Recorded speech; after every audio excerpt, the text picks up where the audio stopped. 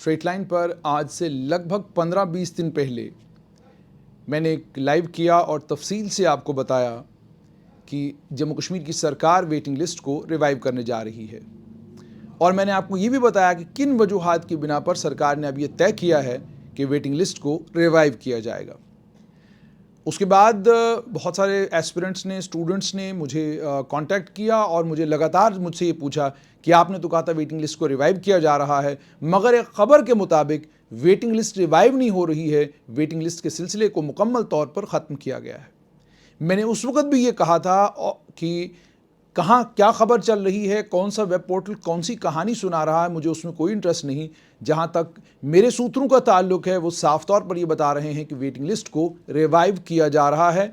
जम्मू कश्मीर की सरकार ने और ख़ास तौर पर मुख्य सचिव अटल डुल्लू इस बात पर कन्विंस्ड हैं कि जम्मू कश्मीर की सरकार को वेटिंग लिस्ट को स्क्रैप नहीं करना चाहिए था।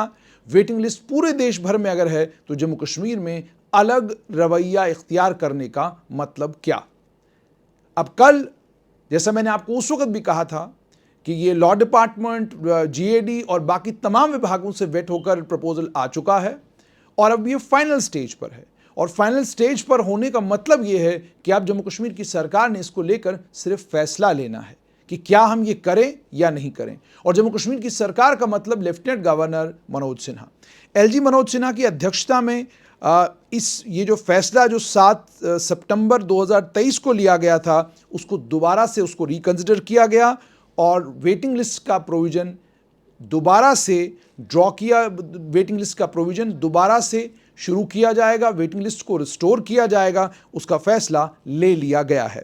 और कल जब ये फैसला ले लिया गया उसमें एडमिनिस्ट्रेटिव काउंसिल ने डिसाइड किया कि हमने जो अमेंडमेंट्स की थी हम उन्हें विड्रॉ करते हैं। J and K civil services decentralization recruitment rules 2010 में, appointment of class 4th recruitment rules 2020, vide SO 497 of 2023 और उसके अलावा J and K combined competitive examination rules vide SO 498 of 2023 और उसके अलावा जो JKPSC और Jammu Kashmir service selection board की बिजनेस रेगुलेशंस हैं उनमें भी जो तरमीमें हमने की थी, जो संशोधन हमने किए थे, और या कहीं किसी और कानून में किसी और रेगुलेशन में अगर कोई संशोधन हमने किया है हम उसे रिवर्स करते हैं।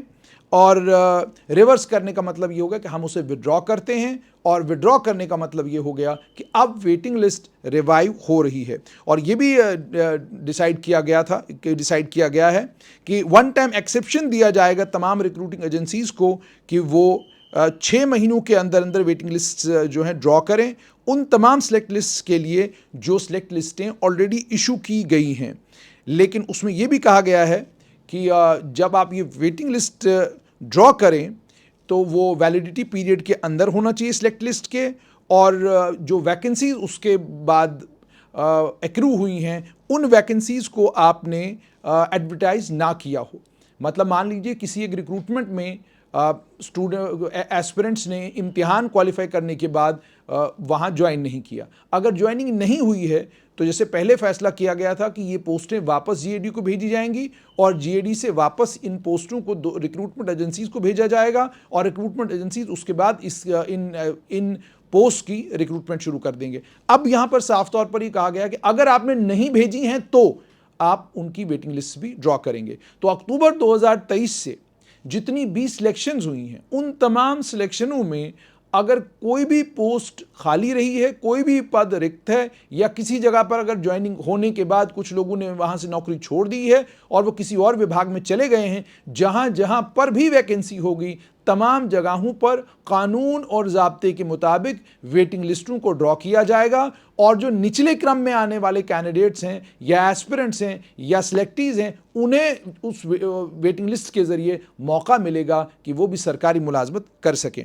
और इसमें यह कहा गया है कि ये जो फैसला लिया गया है इससे तमाम वैकेंसीज़ जो हैं वो फिलअप होंगी। और दूसरा ये कि जैसे हमने भी कई बार, मुझे लगता है मैंने बार बार कहा कि स्टूडेंट्स की रिजर्वेशन क्या थी। स्टूडेंट्स की रिजर्वेशन ये थी कि ठीक है, अगर आप वेटिंग लिस्ट को ख़त्म करना चाहते हैं तो आप फिर अपने रेफरल के सिस्टम को तेज़ करें, लेकिन चूंकि आप खुद जानते हैं आपका रेफरल का सिस्टम कमज़ोर है, आप वक्त पर वैकेंसीज रेफर नहीं कर पाते, नतीजा उसका ये निकलता है कि वैकेंसीज टाइमली एडवर्टाइज नहीं होती। तो जब वैकेंसी टाइमली एडवर्टाइज नहीं होगी उसका मतलब साफ तौर पर यह है कि वो पोजीशन खाली रहेगी, उसका मतलब साफ तौर पर यह है कि उस पोजीशन पर कोई काम करने वाला नहीं मिलेगा। तो जब उस पोजीशन पर कोई काम करने वाला नहीं मिलेगा तो आप करेंगे क्या?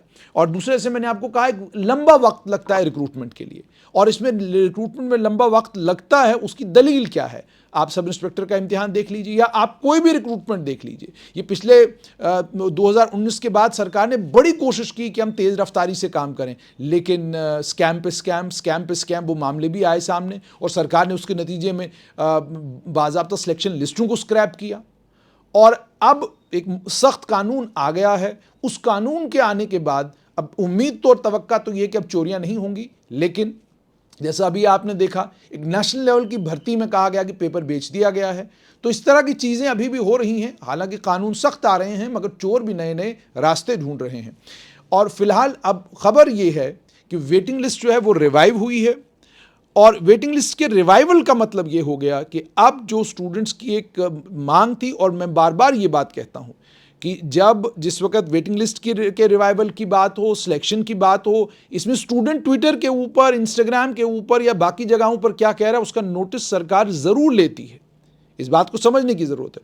और उसके बाद दूसरा ये वो प्रक्रिया जिस प्रक्रिया में बाज़ाब्ता रिप्रेजेंटेशन सरकार के पास जाती हैं, सरकार उन रिप्रेजेंटेशनों को पढ़ती है, उसके बाद सरकार बाज़ाब्ता रिपोर्ट्स मंगवाती है कि भाई अगर ये बात स्टूडेंट्स कह रहे हैं क्या ये तथ्यहीन है या तथ्यों पर आधारित है। तो जब उन्हें पता चलता है ये तथ्यों पर आधारित है तो सरकार उस मामले में फैसला लेती है।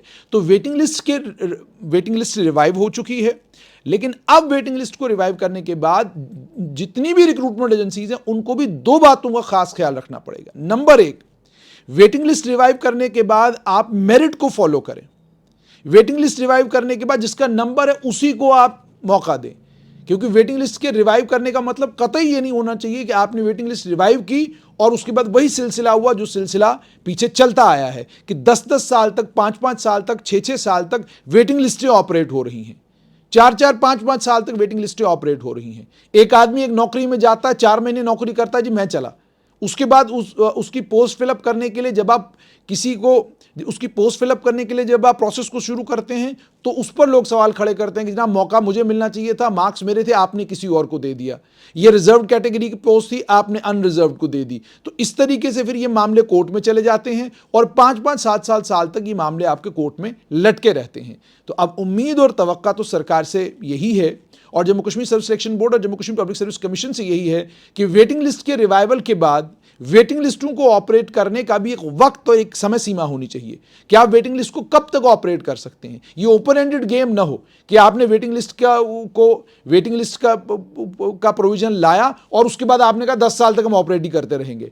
यानी एक ने छोड़ दी तो उसकी जगह दूसरा लाए, दूसरे ने छोड़ दी तीसरा लाए, तीसरे ने छोड़ दी चौथा लाए। तो इसी तरीके से ये सिलसिला चलता रहे, लोग कोर्टों के चक्कर लगाते रहें और एक ही रिक्रूटमेंट फिर 10 साल में मुकम्मल हो। तो इसमें वेटिंग लिस्ट को कितनी देर के अंदर अंदर हमें फिलअप करना है और कितनी देर के बाद हम वेटिंग लिस्ट में किसी और को नहीं लेंगे, वो क्राइटेरिया भी सरकार को तय कर देना चाहिए, ताकि कम से कम ये ना हो कि आप वेटिंग लिस्ट को रिवाइव करें और रिवाइवल के बाद फिर आपके लिए मुसीबत वही बने जिस मुसीबत के साथ लॉ डिपार्टमेंट इस वक्त जूझ रहा है कि बड़ी सारी पोस्टें हैं जिन पोस्टों को एडवर्टाइज करने के बाद रिक्रूटमेंट हुई, फिर वेटिंग लिस्ट को ऑपरेशनलाइज करने का सिलसिला शुरू हुआ और नतीजा ये निकला कि एक लंबा वक्त लग गया।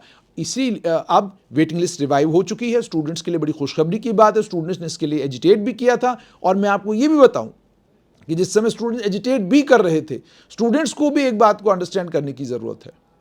हर मामले में आपकी राय के साथ मेरी राय का होना ज़रूरी नहीं है। आपकी राय मुख्तलिफ हो सकती है, मेरी राय मुख्तलिफ हो सकती है। उसकी वजह यह है कि आप रिक्रूटमेंट के उस सिलसिले को जानते हो जहां आपको नौकरी चाहिए। मैं रिक्रूटमेंट के उस सिलसिले को जानता हूं जहां नौकरियों को लेकर लोगों को जो कानूनी परेशानियां सालों साल आती हैं, मैं उससे भी वाकिफ हूं। तो इसलिए वेटिंग लिस्ट को रिवाइव करने का फैसला सरकार ने स्टूडेंट्स के हित में लिया है। सरकार ने स्टूडेंट्स की डिमांड को ध्यान में रखते हुए इस फैसले को लिया है। देखना अब यह होगा कि क्या ये रिक्रूटमेंट करने वाली बॉडीज और क्या सरकार इस फैसले को लेने के बाद लिटिगेशन को अवॉइड कर पाएगी और क्या सरकार इस फैसले को लेने के बाद इंश्योर कर पाएगी कि इस वेटिंग लिस्ट को भी एक तय समय सीमा के अंदर अंदर वेटिंग लिस्ट को ऑपरेट किया जाए और एक तय समय सीमा के बाद वेटिंग लिस्ट का सिलसिला भी रोक दिया जाए।